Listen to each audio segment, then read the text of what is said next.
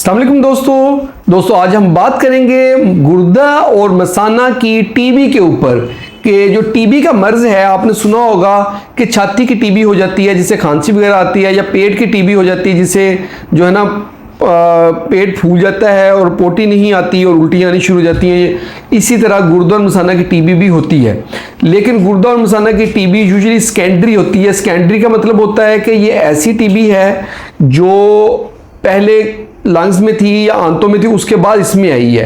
Direct ये नहीं होती कि पहले ही, यानी कि पहली टीबी ही ये हो, इससे पहले कोई टीबी ना हो। यानी कि पेशेंट को पहले लंग्स की टीबी होगी या पेट की टीबी होगी, उसके बाद उसको गुर्दा मसाना की टीबी हो सकती है। हो सकता है कि ये उसके थोड़े से बाद ही हो जाए, 2-3 महीने 6 महीने हो जाए, हो सकता है 10 साल बाद हो। इसके लिए कोई टाइमलाइन नहीं है। इसमें सिम्टम्स किस तरह की आती हैं? पेशेंट को वेग सी पेन होती है, हल्का सा बुखार होता है जो रात को बढ़ता है, और उसके अलावा पेशाब के मसले होते हैं कि पेशाब बार बार आता है, कंट्रोल नहीं होता, और पेशाब के साथ पीप आ रही होती है। ये इसकी सिम्टम्स होती हैं कि जब गुर्दे मसाने की टीबी होती है। और जब हम टेस्ट करवाते हैं तो पास सेल बहुत ज़्यादा आते हैं, और कल्चर करवाते हैं तो कल्चर बिल्कुल नॉर्मल आ रहा होता है, नेगेटिव आ रहा होता है। तो इसमें हमने टीबी का कल्चर करवाना होता है, एसिड फास्ट बेसिलाई जो उसका जरासीम है उसको चेक कराने के लिए स्पेशल कल्चर होता है, टीबी का कल्चर होता है, वो करवाना होता है। उससे हमें पता चलेगा कि टीबी है या नहीं है। इसके अलावा हम टीबी का टेस्ट ब्लड में करवाते हैं, जिसको PCR हम करवा लेते हैं ब्लड का। इसके अलावा कुछ लोग जो है ना मांटू टेस्ट करवाते हैं, CBC करवा के ESR देख लेते हैं, उससे भी हमें अंदाज़ा हो जाता है टीबी है या नहीं है।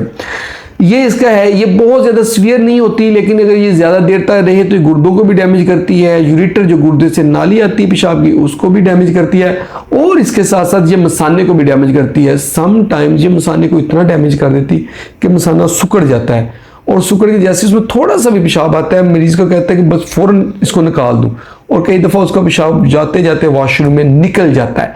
ये वाला प्रॉब्लम जो है ना अक्सर मसाने के टीबी के साथ होता है।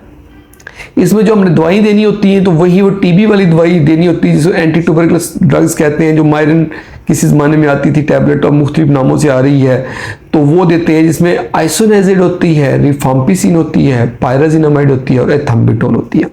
ये 4 मेडिसिन इसके अंदर होती हैं, वो हमने देनी है। और अगर मसाना फिर भी ठीक ना हो तो हमने सर्जरी करनी पड़ती है। सर्जरी करके हम मसाने का साइज़ बढ़ाते हैं।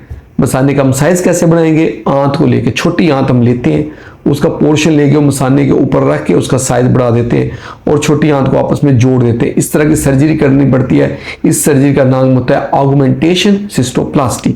ये हम सर्जरी करके मरीज के मसाने को बड़ा कर देते हैं ताकि गुर्दे की तरफ प्रेशर न जाए, मरीज के पेशाब के मसाइल बेहतर हो जाए।